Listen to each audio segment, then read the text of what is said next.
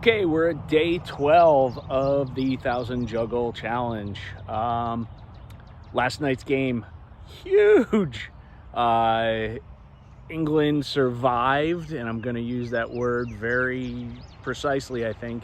England survived the Mexican onslaught in the second half. It just, with the red card and everything else, they just gutted it out and made it through with a 1-goal lead. So it was a great game to watch for a neutral. I didn't have a whole lot of skin in that game, but ultimately it was a great advertisement for soccer in general in so many ways. Just a great battle back and forth. So today, still doing it by 100, and we're gonna get going. We're back home from vacation, so got to get this stuff started.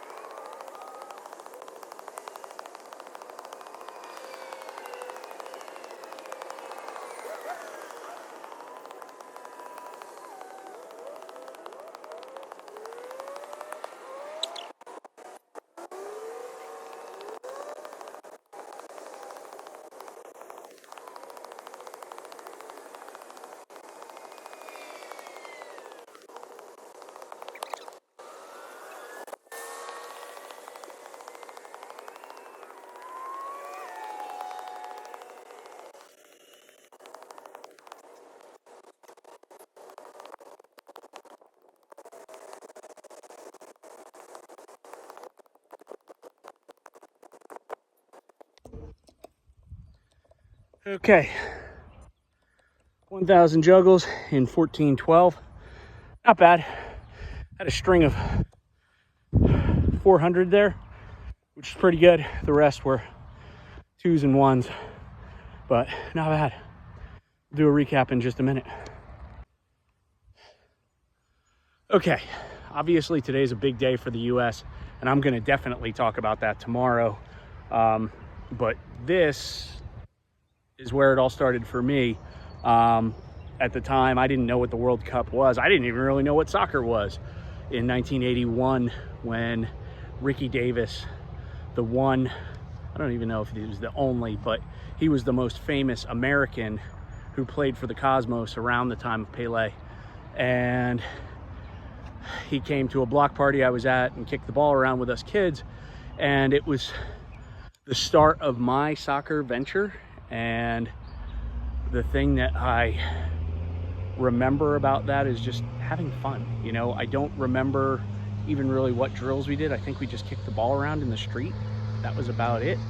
But after that, I've been playing soccer pretty much ever since. So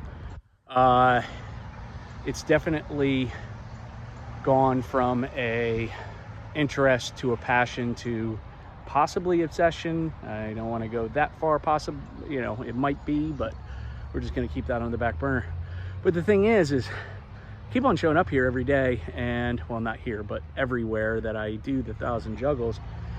And the one thing that I keep on doing now that I'm a couple weeks into this, second week into this, is whenever I drop or I'm just in the middle of a string of 50 to 100, I just kind of try and smile a little bit and remember how fun this game is, or was for me when I was a kid.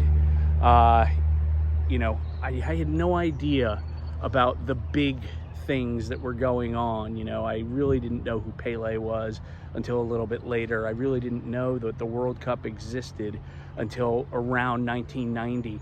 I only cared about my playing and my soccer journey, and knew that this game was fun, and I got to go out and have, you know, a fun time with my friends. I think that in the first year that I played, I think we only won like 1 or 2 games. It was kind of pathetic, but at the same time, and you know, the setup was pathetic. We were using full-size goals for 6 and 7-year-olds, and it was just, you know, out of control. But at the same time, I loved it. I had such a fun time doing it. So it has stayed around. So here we are on the precipice of a monumental thing for the US, and I couldn't be more excited for what we're doing and what we're seeing right now.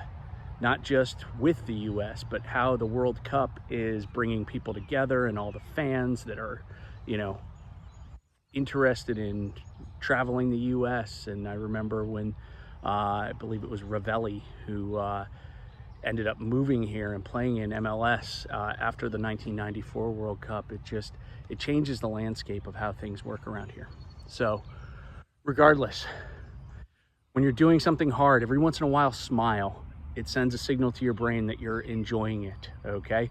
Even if it is a hard thing, okay? Even if in the moment it might not feel like the fun that you had from when you were 5 or 6 or something along those lines. But remember that this game is intended to be fun, and the winning eventually, I don't want to say gets in the way, but it can become more important. Remember that this is a joyous thing that you're doing.